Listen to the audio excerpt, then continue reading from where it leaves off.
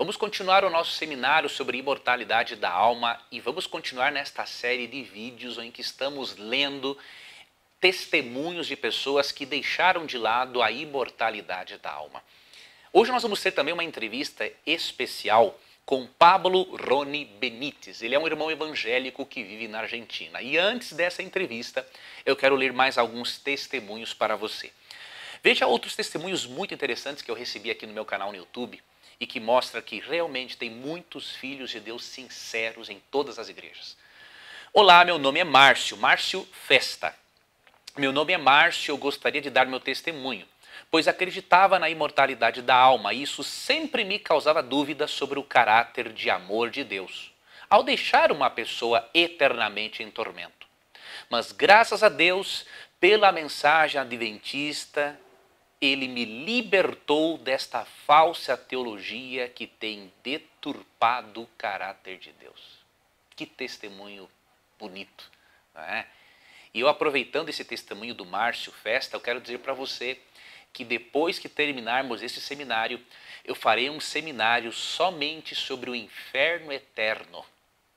Tá ok? Nós vamos estudar também este assunto, os textos bíblicos mal utilizados para defender o tormento eterno, nós vamos aprender muitas coisas juntos, viu? Será importante que você faça parte da minha lista de e-mails, que você se inscreva na descrição aqui abaixo do vídeo, porque eu posso informar a você o dia em que nós começaremos o outro seminário, tá bom? Outro assunto importante, você pode acessar um outro link aqui abaixo para fazer o download do documento em PDF com as apresentações que eu fiz ao longo desse seminário. Você pode ter este material para você usar à vontade, tá ok? Outro testemunho vem de Gabriel Calheiros. Obrigado, Leandro. O senhor me convenceu biblicamente nesta aula. Perdi todas as minhas dúvidas e agora tenho a plena certeza na mortalidade da alma. Muito bom. Olha que benção. Esse seminário está ajudando muitas pessoas a mudarem de opinião. Eu não tenho dúvida, Gabriel, que foi o Espírito Santo quem utilizou este miserável pecador que sou eu para lhe ajudar.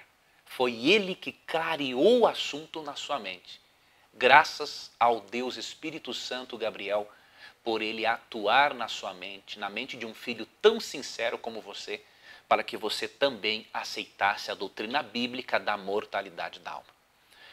Outro testemunho vem do Capitão Nascimento. Diz assim: lendo os comentários em seu canal, realmente fica difícil argumentar com pessoas que trazem o pensamento grego para dentro das escrituras. É como diz o ditado chinês: se quer beber do meu chá, primeiro esvazia a sua xícara. É o que falo aos meus alunos, professor. Se não tivermos dispostos a deixar nossos velhos paradigmas de lado para rever outros, não vamos chegar a uma conclusão de um assunto nunca. Parabéns e vamos em frente, professor. É isso aí. Capitão Nascimento, é muito bom ter também o seu depoimento e percebermos que Deus tem ajudado a você também na compreensão do texto bíblico. Agora eu tenho aqui o testemunho de um outro irmão evangélico. O nome dele é Marcos Paludo. Veja o que ele disse aqui, ó. Boa tarde, professor. Vou deixar o meu testemunho. Fui pastor na Igreja Universal por 3 anos. Lá não é lido a Bíblia para explicar a imortalidade. Lá os pastores usam pessoas manifestadas com demônios para ensinar essa doutrina. E eu acreditava, era sincero. E até o critiquei por algumas vezes sobre vários assuntos, né? Ele falando que criticou, obviamente, as minhas crenças. Hoje estudo a Bíblia. Hoje sou membro batizado na Igreja Adventista Sétimo Dia por escolha, por ter buscado estudar a Bíblia, por ter buscado estudar sobre alma, imortalidade, arrebatamento, lei de Deus e o sábado, etc. Graças a Deus, Ele abriu meus olhos e ouvi a sua voz dizendo: sai dela, povo meu. Eu saí da confusão onde estava. Hoje busco ensinar a todos os amigos que tenho de outras igrejas. Inclusive estou em contato com 2 ex-pastores da Universal e um evangelista da Assembleia de Deus. Este evangelista disse para mim hoje: em 10 dias eu aprendi mais na Igreja Adventista do que 10 anos que ele está na Assembleia de Deus. Não desmereço nenhuma igreja, mas são testemunhos que vejo no meu dia a dia. Assim como essas pessoas, meu amigo internauta, se você crê na imortalidade da alma e você decidir abrir o coração a Deus, Ele vai mudar os seus conceitos. Você vai passar a crer no conceito bíblico da natureza humana. Você vai adotar a antropologia bíblica, que é o holismo, que ensina a integralidade do ser, ao invés do dicotomismo, o dualismo grego. Vamos agora para uma entrevista com Pablo Roni Benítez. É um irmão evangélico que vive na Argentina. A primeira pergunta que eu gostaria de fazer para o nosso irmão Pablo é a seguinte: qual é a sua denominação? E nos conte um pouquinho de sua história e sobre o que você pensava a respeito da Igreja Adventista. É um prazer poder estar aqui com você, professor Leandro Quadros. Quero pedir desculpa pelo meu portunhol. Faz muito tempo que eu não falo em portunhol, assim que sepa desculpar a forma que eu falo. Faz muito tempo que eu não falo mesmo, mas é uma alegria poder participar desta entrevista. Muito obrigado. A minha denominação, eu sou evangélico, sou um pastor evangélico que estou servindo a Cristo aqui na República Argentina, aunque eu sou uruguaio de nascimento, mas faz já 12 anos que estou trabalhando aqui na República Argentina. Eu sou um pastor evangélico. E a minha história, bom, eu nasci, tive a bênção e a alegria de nascer numa casa, numa família cristã, tradicional, evangélica. Diga-me uma coisa, irmão Pablo, como que você conheceu a Igreja Adventista? Na verdade, eu conheci ela em duas etapas na minha vida, né? A primeira etapa foi o conhecimento que eu recebi de toda uma vida, através de pastores, de outros colegas da igreja, através de livros de apologética evangélica, e o conhecimento que eu tinha, bom, que era uma seita. Sempre se nos ensinou isso desde o seminário, os livros de apologética. Então, o entendimento que eu tinha da Igreja Adventista, honestamente, era esse, que era uma seita. Porque assim me ensinaram e assim diziam os livros que nós tinha lido, o que eu tinha lido, né? Que era uma seita. Então, o meu primeiro contato, o conhecimento da Igreja Adventista foi um conhecimento através de outros. Agora, o meu segundo contato com a Igreja Adventista foi um contato real. Não foi através de um livro de um apologista, senão que foi através de adventistas verdadeiros, pastores adventistas, e foi mais através também da rede Novo Tempo. Quando eu comecei a acompanhar, aunque em espanhol, a programação da Novo Tempo e através do Facebook, foi aí que eu conheci o programa na Mira da Verdade e fiz uma certa amizade com o Nelson, que nesse tempo ele era produtor do programa, agora é apresentador. Fizemos uma amizade e a gente começou a debater alguns temas, e foi... Eu sou honesto, não? Eu comecei a ver a programação da Novo Tempo e o programa Na Mira da Verdade com um espírito de crítica. Eu comecei a ver para ver qual era o erro doutrinal que a Igreja Adventista cometia. Porque sempre eu fui através de livros. Agora eu queria ver através das fontes primárias, através da rede Novo Tempo. Comecei a ver mais para criticar, sou bem honesto, eu comecei a olhar para criticar. Não pensava que podia ser algo bom do que eu pensava que era uma seita. Para minha surpresa, eu comecei a ver que a doutrina da Igreja Adventista não estava tão longe do que eu também creio que da Bíblia.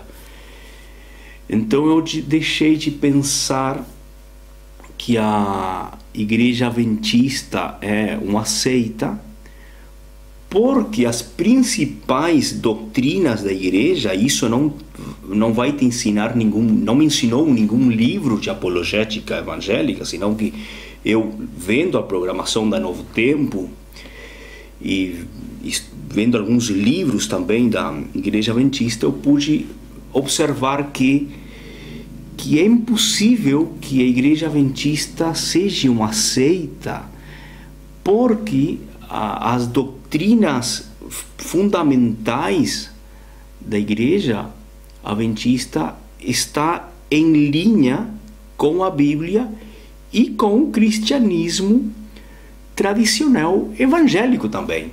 Ou seja, tanto a Igreja Evangélica como a Igreja Adventista cremos praticamente na mesma coisa respeito ao nascimento virginal de Jesus Cristo, respeito à sua segunda vinda, respeito à doutrina da Trindade, a respeito à salvação pela graça, que a mim me haviam ensinado que os adventistas criam que a igreja, que as pessoas se salvavam por obras, mas isso é uma grande mentira que nos ensinaram. A Igreja Adventista, eu pude comprovar que crê na salvação pela graça e não pelas obras. Então, quando a gente estuda as principais doutrinas da Igreja Adventista, nós podemos ver que não são diferentes às nossas como evangélico, salvo em alguns temas específicos, mas nenhum desses temas que são controversiais são temas ou doutrinas que possam afetar a salvação da alma ou das pessoas, porque são doutrinas secundárias, não são doutrinas pilares do cristianismo bíblico. Assim que essa foi a minha mudança. Hoje eu, como pastor evangélico, já não considero a Igreja Adventista como uma seita, senão considero como cristãos verdadeiros e genuínos da palavra de Deus. Considero que os adventistas são meus irmãos na fé. Como que você entendia antes esse tema, esse assunto da imortalidade da alma? Essa é uma boa pergunta. Como é que eu pensava sobre o tema da imortalidade da alma?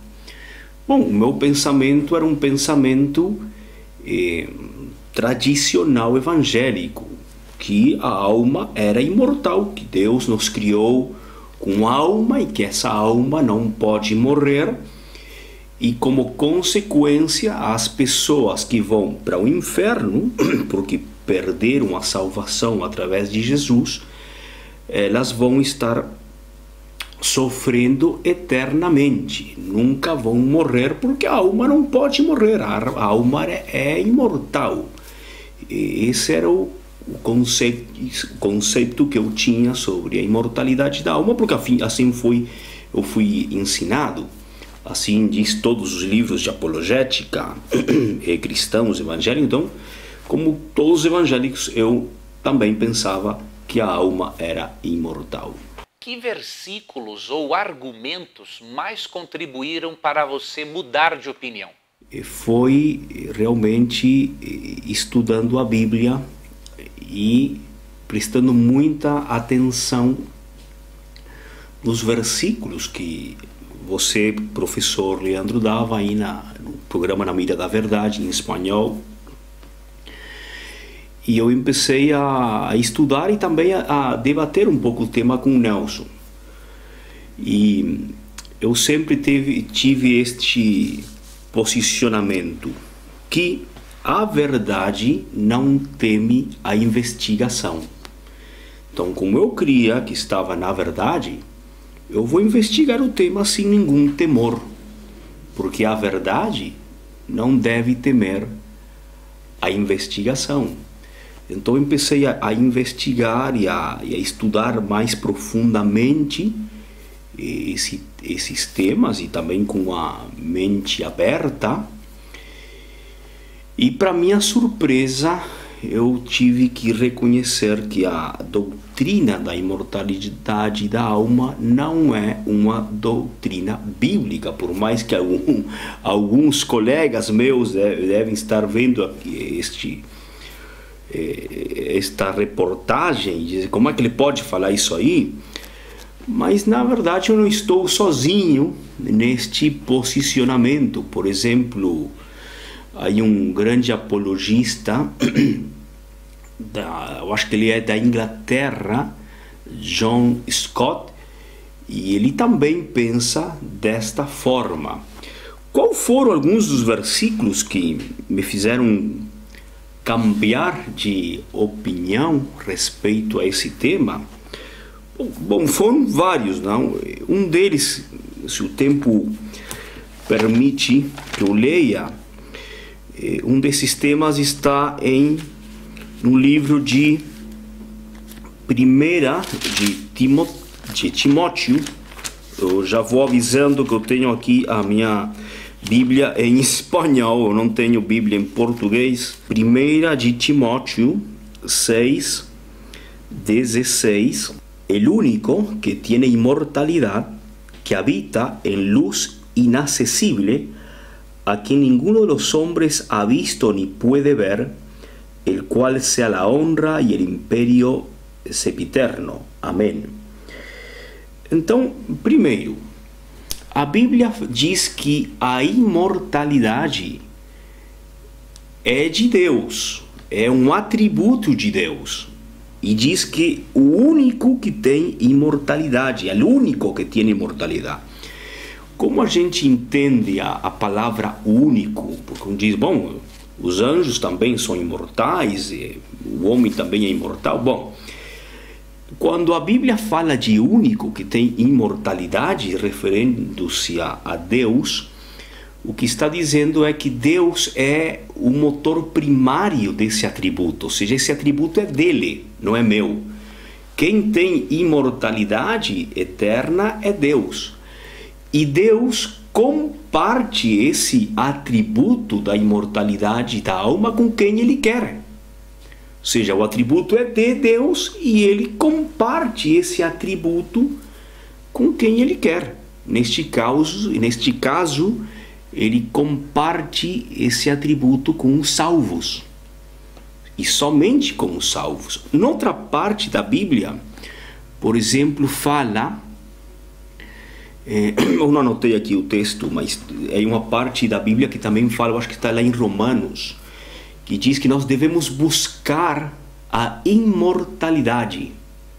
Agora, por que eu devo buscar algo que se supõe que eu já tenho? Se eu já tenho por si mesmo a imortalidade, por que eu deveria buscá-la se eu já tenho? Eu busco aquilo que eu não tenho. Agora, se a Bíblia me anima a eu buscar a imortalidade através de Cristo, significa que eu não tenho a imortalidade, eu tenho que buscar. E a imortalidade vem, ou a vida eterna vem, através de Jesus Cristo. Eu não nasci imortal, eu nasci mortal, a raiz do pecado. Mas através de Cristo eu tenho a imortalidade, ou seja, eu tenho a vida eterna. Ele comparte esse atributo com os salvos. Pero que ahora ha sido manifestada por la aparición de nuestro Señor Jesucristo, el cual quitó la muerte y sacó a luz la vida y la inmortalidad por el Evangelio. Ou seja, traduzindo ao portunhol, Deus sacou a luz, a vida e a imortalidade por meio do Evangelho, ou seja, a imortalidade e a vida eterna vem através do Evangelho, através do sacrifício de Jesus. Agora, depois, tem alguns textos bíblicos que pode dizer, bom, e como é que eu posso,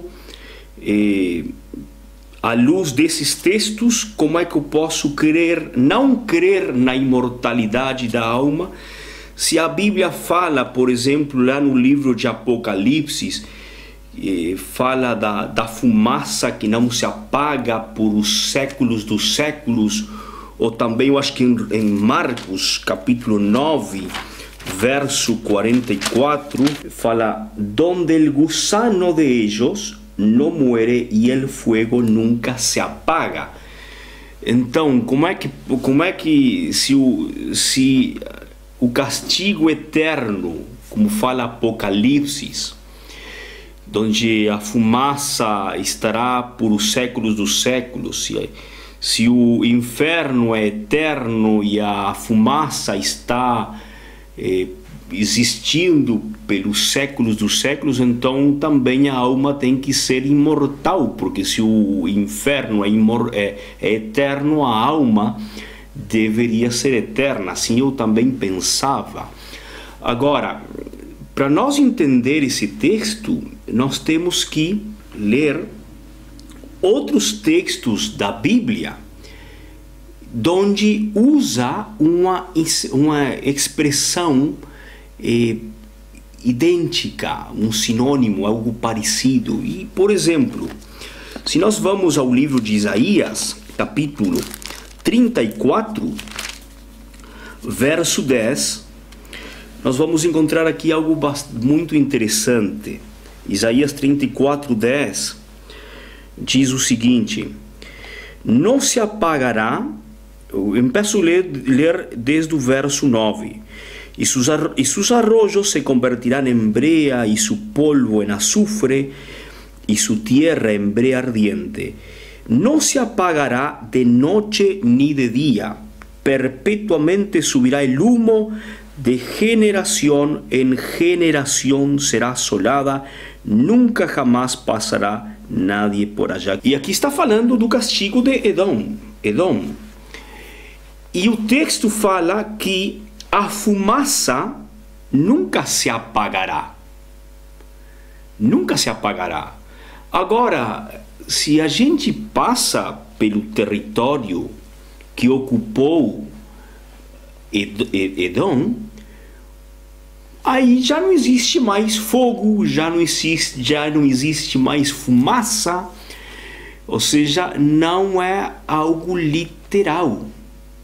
Não é algo literal. Então, a pergunta é a seguinte: se a fumaça de Edom já não existe, isso significa que não é um texto literal.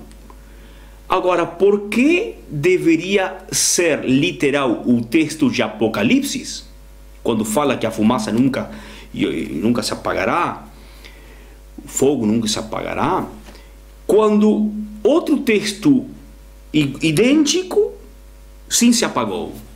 Então a gente tem que entender algumas coisas. Como é que eu entendo o tema então da imortalidade da alma, o castigo eterno no inferno? Eu penso desta forma. E foi algo que quando eu entendi isto, meu coração se encheu de paz, porque eu pude entender que Deus é um Deus justo. Um dos atributos de Deus é a justiça. Deus é santo, mas Deus também é justo. Deus é amor, mas Deus também é justo. Nenhum dos atributos de Deus está por em cima do outro. Ele é eternamente santo, eternamente amor, eternamente justo. E se Deus é justo, os juízos de Deus devem ser juízos justos, porque Ele é um juiz justo. Então, como é que eu posso entender biblicamente a questão do castigo eterno. Lucas, capítulo 12, versículo 47 e 48 diz o seguinte: aquel siervo que conociendo la voluntad de su Señor no se apartó ni hizo conforme a su voluntad, recibirá muchos azotes. Mas aquel sin conocerla hizo cosas dignas de azote, será azotado poco. Porque todo aquel a quien se le haya dado mucho, mucho se le demandará, e al que muito se lhe haja confiado, mais se lhe pedirá. Eu entendi isto, que Deus é um Deus justo. E glória a Ele por isso, verdade? Ele é justo. Então, como é que pode ser um juízo justo se uma pessoa, um exemplo aqui, uma pessoa, um rapaz de 12, 13, 14 anos, ele, vamos suponer que ele morreu num acidente, morreu. Ou um homem, ou um pai de família, ele morreu aos seus 40 anos, ele morreu num acidente. Ele não conhecia o Evangelho e ele vai para o inferno porque ele não conhecia o Evangelho. Então, lá no inferno, ele vai estar sofrendo eternamente, aunque ele nunca foi uma pessoa que matou alguém, mas é um juízo. Vamos ser honestos, queridos irmãos evangélicos. Pode ser que um juízo justo, que esse homem ou esse rapaz estejam sofrendo o mesmo castigo que Adolf Hitler, que matou a milhões de pessoas. Uma pessoa, um pai de família morreu, vai para o inferno, ele não conhece Jesus, mas ele tem o mesmo castigo e a mesma duração que Hitler. Ou seja, era algo que a mim, ao menos pessoalmente, me fazia muito barulho na minha mente. E eu estou seguro que a você também, se você é honesto, por mais que você creia na imortalidade da alma, você também pensará como é que pode ser, né, que uma pessoa esteja sofrendo um castigo igual que Hitler, por nombrar alguém, né? Eu posso nombrar Nerão, posso nombrar um montão de pessoas aí que se sabe que fizeram, mataram milhões de pessoas no planeta. Então, biblicamente, eu entendi isso, professor Leandro, que a Bíblia ensina que Deus é um Deus justo e o seu juízo é justo. Ou seja, o castigo vai ser um castigo proporcional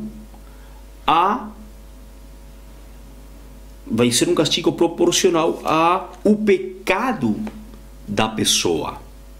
Não, ou seja, a pessoa vai ter um juízo justo e vai sofrer justamente o castigo que corresponde ao seu pecado, e uma vez que ela haja sofrido a punição do seu pecado, essa pessoa, eu creio que ela vai ser, segundo a Bíblia, ela vai ser aniquilada, ou seja, ela vai deixar de existir. Então, eu creio que o castigo é proporcional ao pecado. Não todo castigo vai ser igual, e não todo tempo de castigo vai ser igual. O que sim é eterno é que a consequência do castigo é eterno, ou seja, a pessoa perdeu a possibilidade da vida eterna e de ter imortalidade através de Jesus. A pessoa vai ser aniquilada, a pessoa vai morrer eternamente. Para finalizar, meu irmão, que mensagem você deixaria para os críticos, para os apologistas brasileiros que costumam, não é, distorcer, mesmo que bem intencionadamente, certos textos a fim de dizer que quem crê na mortalidade da alma é um sectário? Boa pergunta. Que mensagem eu posso deixar para os apologistas cristãos evangélicos e como é que eu vejo a forma que a apologia evangélica aborda o tema do adventismo? Bom, eu já falei que para mim a Igreja Adventista não é uma seita. Há um grande apologista evangélico, que é o Dr. Brown. Perguntaram para ele por que é que ele não mencionou no seu livro a Igreja Adventista como uma seita.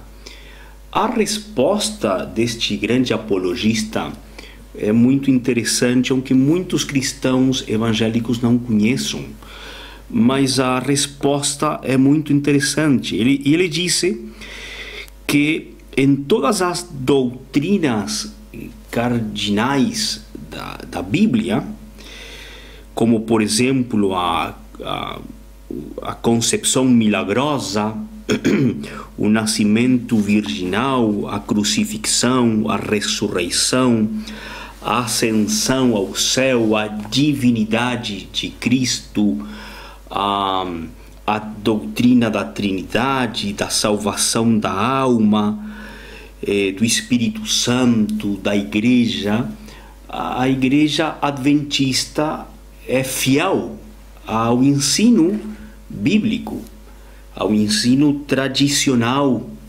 histórico do cristianismo. Ou seja, tanto as adventistas como evangélicos cremos exatamente na mesma coisa, naquelas doutrinas cardinais da fé cristã. Então ele tampouco considera que o adventismo é uma seita, o Dr. Brown. O problema é que muitas pessoas, e eu entendo porque a mim também me passava o mesmo, muitos dos apologistas que ensinam sobre apologética, o que eles fazem é tomar a informação de um escritor cristão e diz, como bem fala ou menciona fulano de tal, no livro tal, na página tal, mas nunca eles estudam, ou muito poucas pessoas estudam desde as fontes primárias, senão que eles estudam de outros livros de apologética. Então, como já é uma premissa errada, tudo o que se desprende dessa premissa errada vai ser errado. Então, a melhor forma é estudar o adventismo desde as suas fontes primárias, ou seja, desde os seus próprios livros, e estudá-lo realmente, seriamente, com a mente aberta. O Dr. Brown fez isso aí, e ele também já não considera mais o adventismo como uma seita. Então isso é importante entender. Que há a modo de exemplo, faz pouco que eu comecei a ensinar uma matéria na minha igreja, na minha congregação, que era sobre seitas. E eu recebi um livro que me mandaram para os alunos, e nesse livro estava o Adventismo. Eu comecei a ler e disse, não tem nada que ver o que fala este livro com a realidade. Eu tive que falar para os meus alunos, olha, isso aqui está errado, por mais que diz, o livro está errado. Por exemplo, o livro dizia que a Igreja Adventista não crê na doutrina da Trindade, porque crê que o arcanjo Miguel é Jesus Cristo. É verdade, a Igreja Adventista crê nisso, que o arcanjo Miguel é Jesus Cristo. Mas não podemos usar essa crença do adventismo para dizer que eles não creem na Trindade, porque o adventismo crê que Cristo é Deus. Ele crê no Deus triuno. Então, é tomar uma informação e sacar do seu contexto para forçar uma interpretação que não é verdadeira. Outra coisa, eu, por exemplo, creio de outra forma. Eu não creio que Cristo é Miguel, mas entendo o conceito da igreja adventista, por mais que eu não comparta, mas não por isso eles não creem na Trindade. O grande comentarista cristão Martin Henry, ele também cria, né, que Miguel era Jesus. Sem embargo, nunca li um livro de apologética que trate a Martin Henry como um sectário. Então vê que há muita desinformação e também muita falta de honestidade. Então, se você quer estudar o adventismo, como eu estou estudando, faça desde as fontes primárias. Para fechar, professor Leandro, quero dizer que eu sigo sendo evangélico. Eu não mudei minha crença ou minha denominação. Há muitas coisas que eu comparto e há muitas coisas que eu não comparto. Mas eu fecho com isto. Eu creio que o conceito doutrinal central, o pilar da doutrina, das doutrinas cardinais do Evangelho, nós compartimos exatamente a mesma.